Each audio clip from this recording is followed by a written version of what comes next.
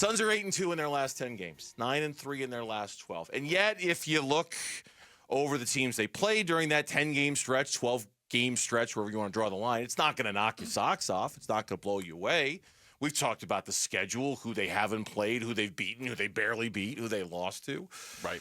Are you excited about 8-2 in their last 10 games? Do we? Okay. Yeah, I mean, better than 2-8. Of course, right? I mean, like the alternative is awful. It's hard to judge because they haven't played. The one team that they played that was a juggernaut, they got slaughtered by. But they took care of the most important thing that the Suns can do right now to make sure they get to the playoffs. That's the first thing you got to do. Okay, forget about seeding. Forget about, where you're seated.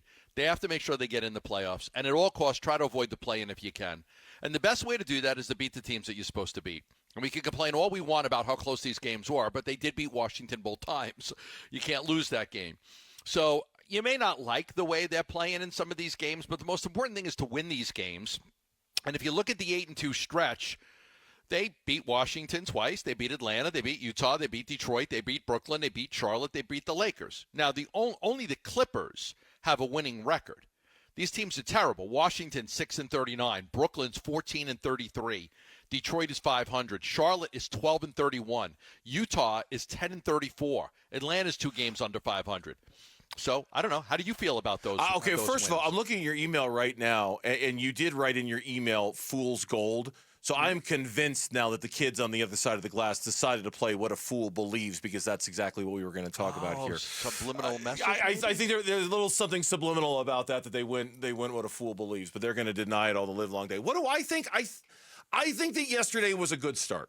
Okay, like I really do believe that. I thought yesterday was all right. If you're going to tell me that this team is going to actually be in this conversation, I needed to see more against better. And I think last night was the first time I saw more, and it was against better. Was it perfect? No. God, no. It was not even close.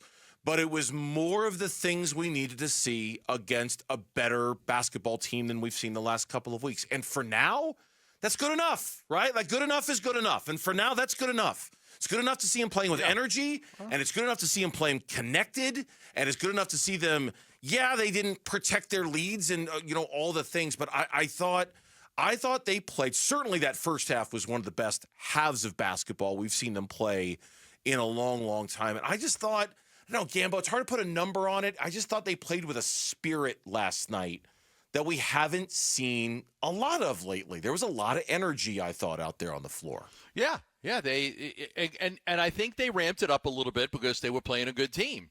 And I think they got up for that game a little bit more. They came out of the gates and they were knocking down all the threes in the first quarter and the second quarter and played extremely well. And I think, look, it's you can say what you want, and me and you can say, listen, you have to get up for Washington because you're not a good team. You're a 500 team. You were the 10th seed, the 11th seed. You can't not get up for these games. Those teams are terrible, and say what you want. There is a little bit of a difficulty to put the same effort against that team as there is playing. I know what you're saying, but it's true. It's true. Talk to players. It's not the easiest thing in the world. No, I'm not disagreeing with you. I wish we lived in a world where it wasn't true, but I acknowledge how true that is. I wish we lived in a world where, and there are certain teams for which it is true. Lived in a world in which there were walls. Walls that. I'm sorry. No, you're doing it all wrong. Colonel Jessup. I think there are other teams in this league who have no problem getting up for the bad teams and destroying them. I mean, what was that great nugget that Mitch had a week ago when they beat the Brooklyn Nets, that this was the first time that the Brooklyn Nets win a week ago. By 10. Was the first time they were favored to win by double digits that they actually won by double digits. There are other teams that are favored to win by double digits, and they're winning by double digits. So it's not. Right. I feel like, and I have no evidence to back this up whatsoever. It's just kind of like an observational thing.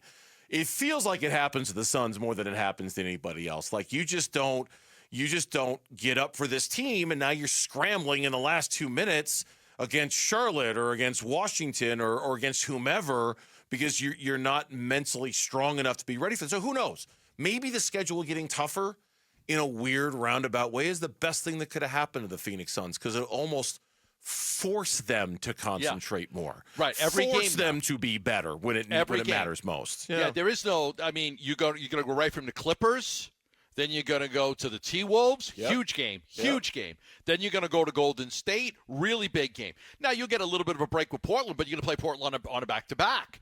But again, there are only 9 more gimmies the rest of the schedule, or games that you would think you should win that could be considered a gimme. But almost all these other games, you pointed out yesterday, there are 3 incredibly difficult stretches of basketball to play. But, man, you're off to a good start. I was hopeful that you would take 2 out of 3 in this stretch. Clippers, T-Wolves, Golden State. I was hopeful if I break it down just in the simplest terms, just don't go 1-2. Go 2-3. Now, if they go 3-0, we have something to talk about. But at least win 2 out of 3 here, and that's good because these are the teams that you have to beat. Yeah, there's no question about it. And of course, you have to still beat the teams that you're supposed to beat, like you've been saying for a while too. It's a good start, and the comparison I used earlier in the show, you can see they're trying to find some momentum. They're trying to find some direction.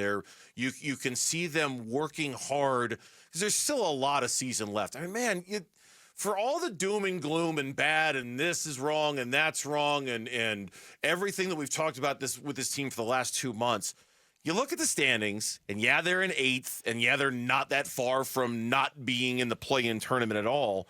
They're only 1 game in the loss column away from the LA Clippers, who are 6th. They're only 3 games in the loss column away from the Denver Nuggets, who are 4th. I mean, for all the doom and gloom that, yes, we in part are responsible for passing along every time they lose a game they're not supposed to or win a game in a fashion that isn't all that impressive.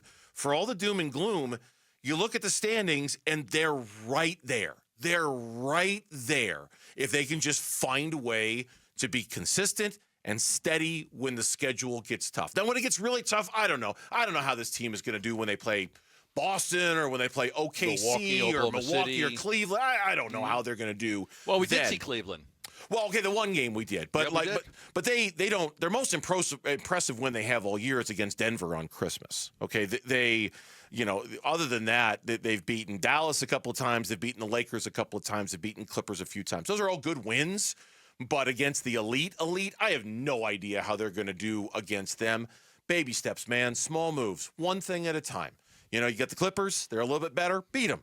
You got Minnesota. Right. Minnesota's coming in here tomorrow. They're the 7th seed in the Western Conference. Let's see how they do against them. And they swept you last year. Yeah, let's see how you play against them. And then we'll make some new judgments after that and sort of decide if you're capable of getting back into this thing. It's all still there if they want I want to see Houston. Do you? I know what Oklahoma City is. I know what Cleveland is. I think Houston's really, really good. I think they're really good. That rookie's unbelievable. I want to see it, though. Wednesday, February 12th, you will get your wish. That's the first time they play Houston. Okay. Wednesday, February 12th at Houston. Second night of a this is part of their – listen to this stretch, man. At Oklahoma City, home against Utah, but then on the second night of a back-to-back, they're home against Denver, home against Memphis. Then they have to get on a plane, fly to Houston, and play the Rockets the next night on the second night of a back-to-back. Oklahoma City, Utah, Denver, Memphis, Houston, 2 back-to-backs in there. Oh, brutal. It's like, whoa, okay. So, yeah, you better, win these games against these teams that you can beat, then take care of business against Portland. Because I tell you, man, as soon as you're done with those 2 games against Portland, we're going to dial this up to another level. All right, you think it's tough now? You just wait. We're about to crank this thing up on Wednesday, February 5th, the night before the trade deadline when you play Oklahoma City, and 4 of your next 5 games are against some of the very elite in the NBA's Western Conference. Right. Then we'll learn something new. And you know what? But here's the thing. If you could beat the Clippers and beat Minnesota and beat Golden State and you lose to Houston and Oklahoma City, you're going to end up being okay. You'll be okay. Thanks for watching Burns and Gambo. Click to see more from the guys and hit the button in the middle to subscribe so you never miss a video from Arizona sports.